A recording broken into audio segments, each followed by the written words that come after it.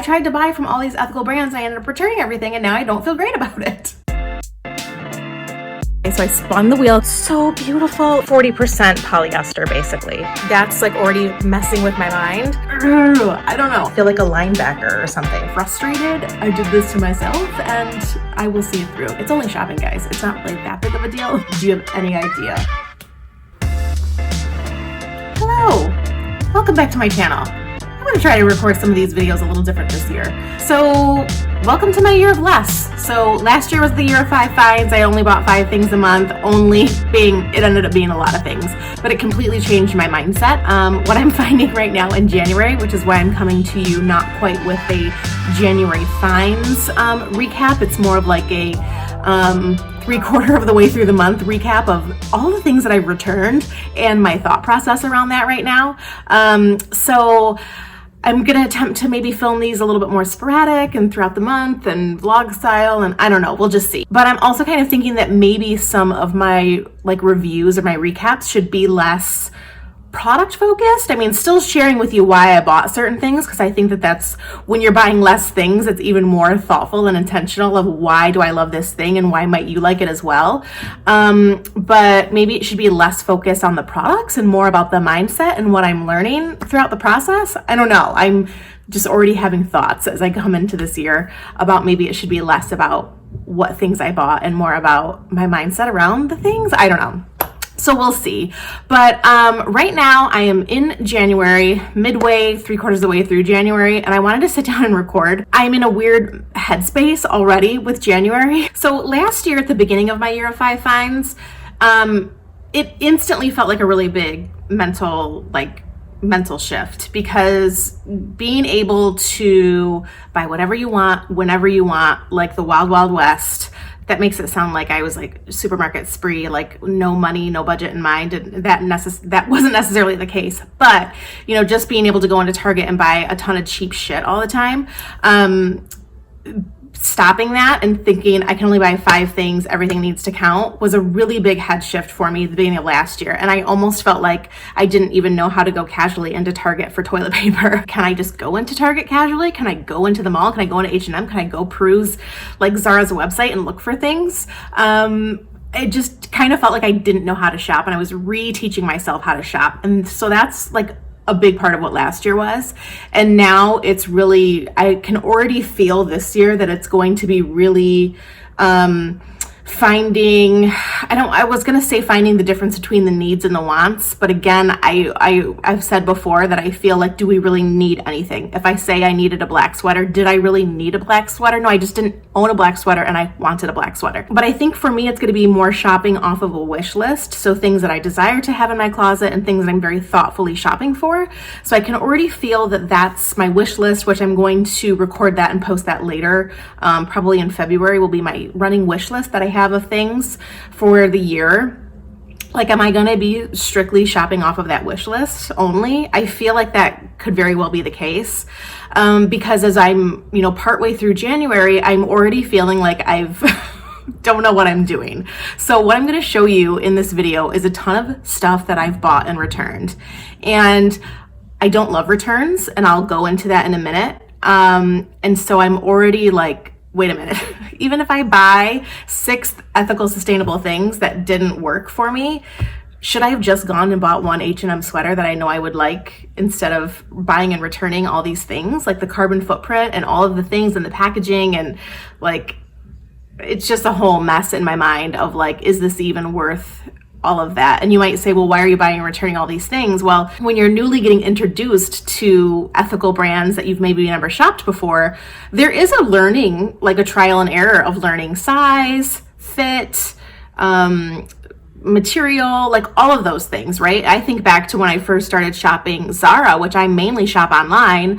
It took me a long time to understand my fit, my size there. It took me a while to understand, like when I shop their website, I'm like, oh, this is cute, but this probably wouldn't work on me. It takes a while to learn that. And over the years, I definitely like didn't have a bad rate of returns, I guess, for those shops. And so I feel like I'm entering that again, but with even more brands. Because I feel like in the past, I shopped a limited amount of fast fashion stores, but I shopped a ton within it. So, and I can see this from my fashion stats. I shopped mainly H&M, Zara, Anthropologie, but I bought a lot of things from those few shops.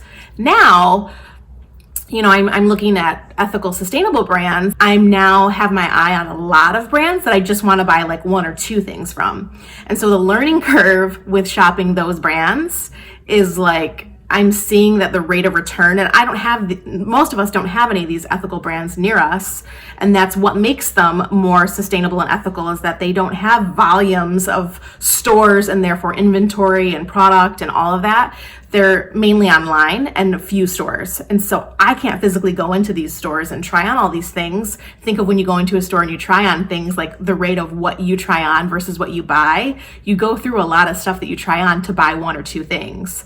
And so I'm buying a lot of things to realize that maybe I don't even keep any of it. And so I'm already like thinking to myself, I need to figure out a way to either shop these brands better, know my measurements, read the reviews more, understand the fabric more, because that's something that I ran into with Sezane, which I'll tell you about in a second. Returns in general are really not great on the carbon footprint of life for multiple reasons. So when you return something, a lot of brands treat the return, and this is a lot of fast fashion brands. I would hope that this necessarily wouldn't be the case with an ethical company that you would be purchasing from. I'm sure that they're more mindful of this.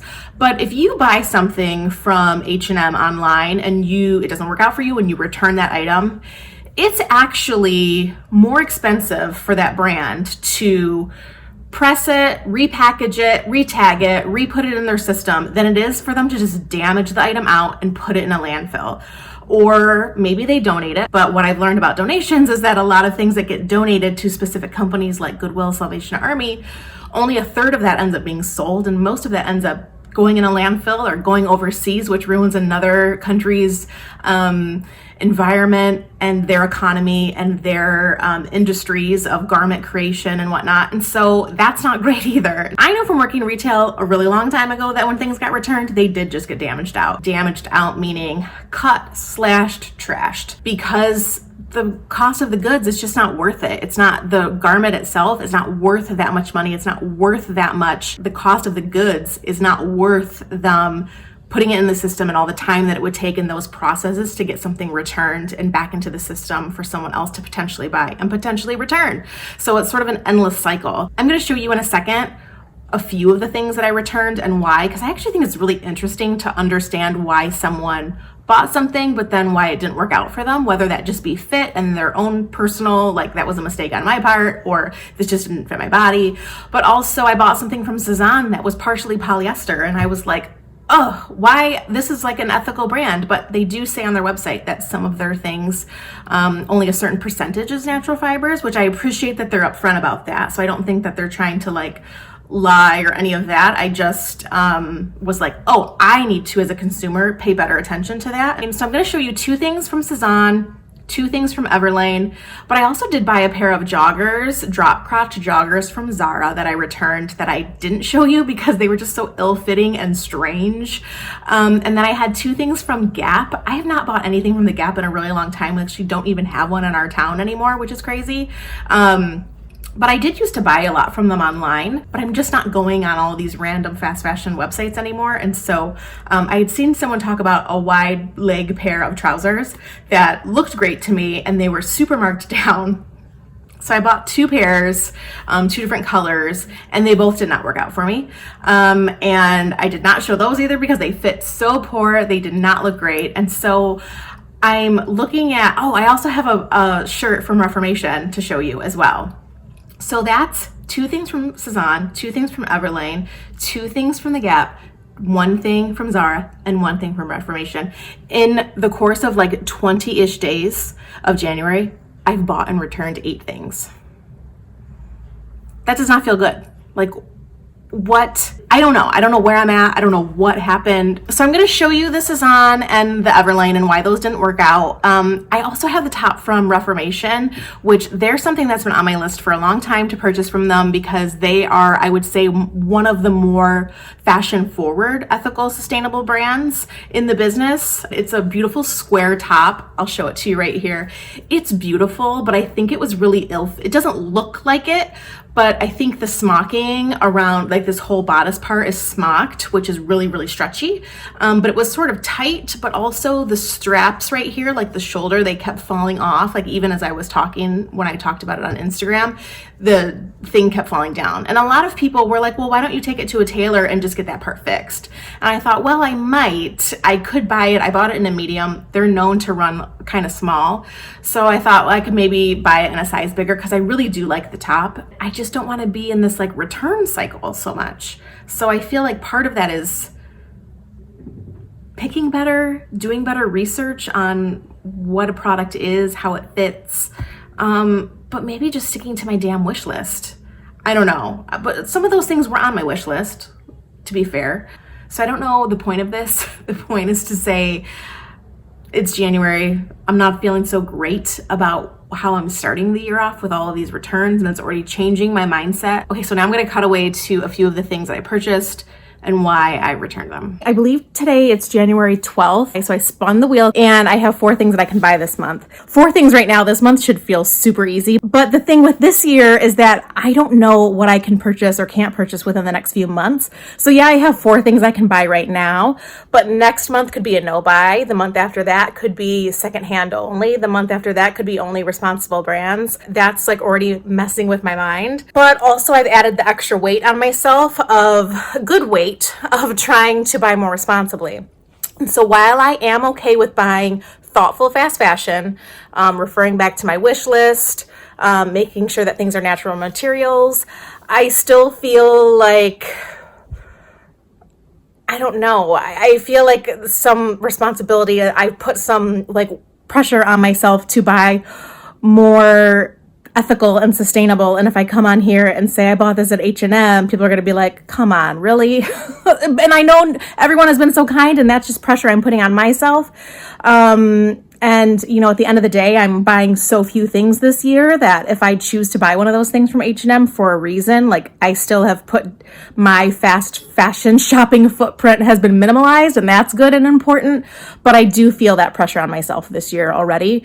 And so I think it's like making things harder. This is the first purchase I've ever made on Sezane's website. I've been looking at it and coveting it for a long time, and I decided I want to try to buy something while I have fines to put towards it. And so I bought 2 sweaters, and unfortunately for different reasons, they're each going back. But the packaging and the experience of shopping there, or, you know, ordering online, was beautiful. So first of all, the box comes with your own name on it, which is such a special touch. So beautiful. These sweaters that I purchased both smelled like roses, like it was sprayed with rose perfume. I think they actually do have a rose perfume or like a floral perfume on their website that you can purchase, and it just makes the experience like multi-sensory and personal with the name, and it's really beautiful. Okay, so the first thing that I purchased was this cardigan, and I had been looking at this cardigan for quite a while. This cardigan is really pretty with the detail right here. I loved the buttons, but then it has this little sleeve into it, which I thought, this little lace detail, which is actually like buttoned around, which I thought was really pretty. So the content of this sweater is mainly kid mohair wool, a little bit of polymide and elastane.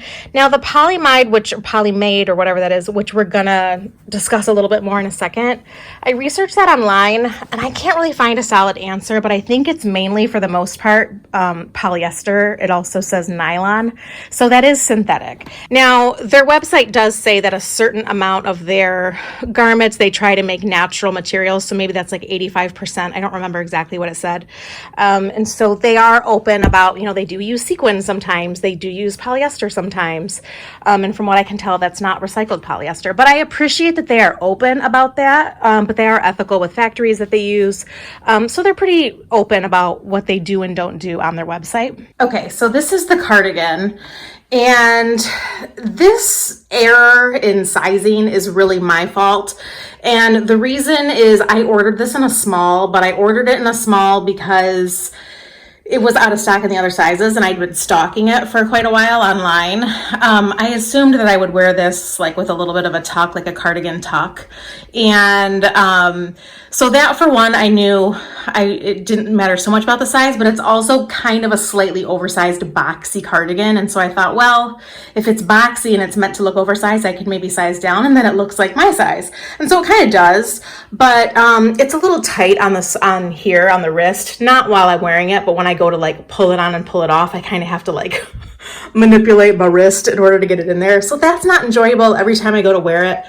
And I just feel like I would have loved it if it was a little bit more boxy.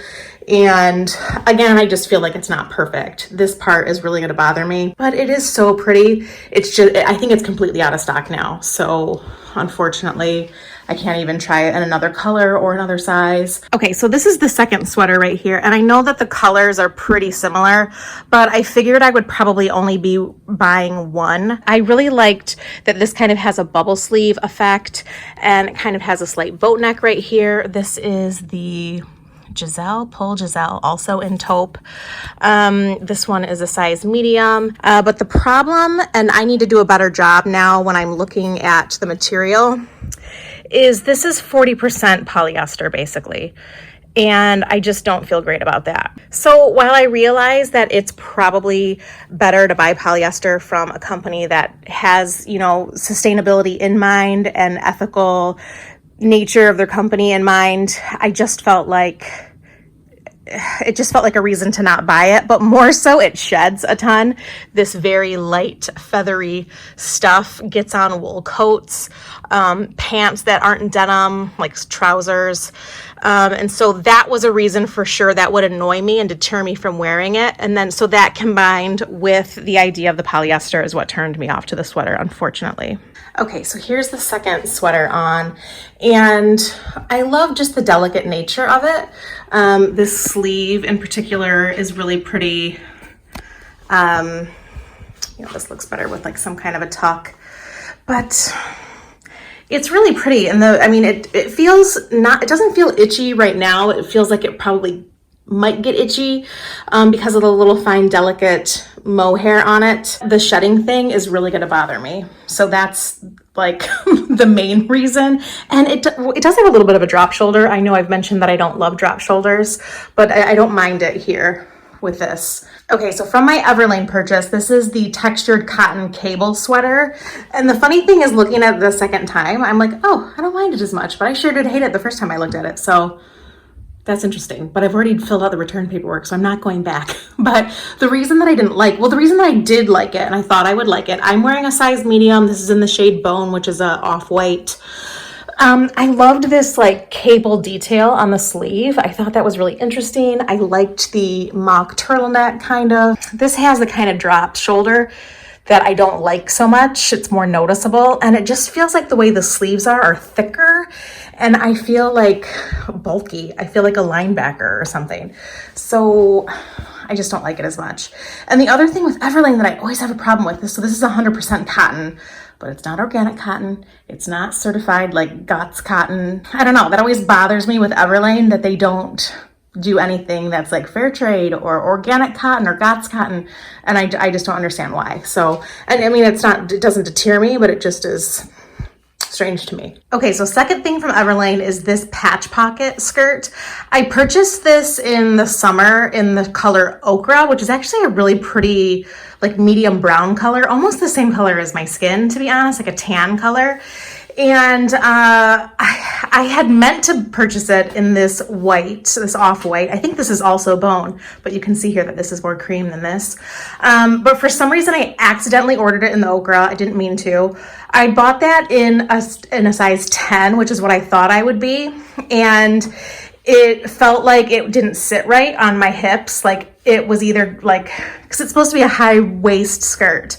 So I felt like it was sliding up or it wasn't staying in place. It was just kind of floating. And so I thought I need to go a size down. So this was on a Choose What You Pay. And I got this in an 8, and it's probably because it's white. It's like pulling, you can just see like white denim. I kind of want to go up a size in white. And so maybe I would have liked this in a 10. Also, there's no pockets on the butt.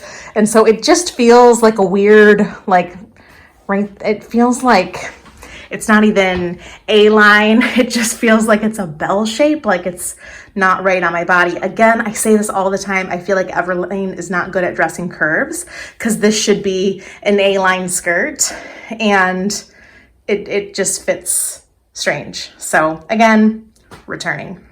So I guess I just wanted to come on here to sort of say the year's not started out great again because of me and my returns, which I don't feel great about.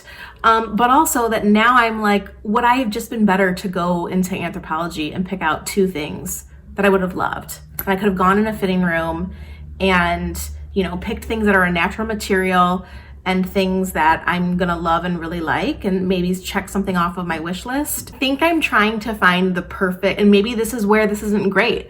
I'm trying to find the perfect 4 things that are gonna work for me, because I know that I might not be able to buy something next month. Next month might be a no buy. The month after that might be secondhand only. And the month after that might be one thing. So within the next 3 months, I might only be able to buy one thing. And that's not bad. It just changes my mindset of these first 4 purchases trying to be that perfect. But it also makes me think, where I started out this video saying that maybe I just need to buy off of my wish list this year. I don't know.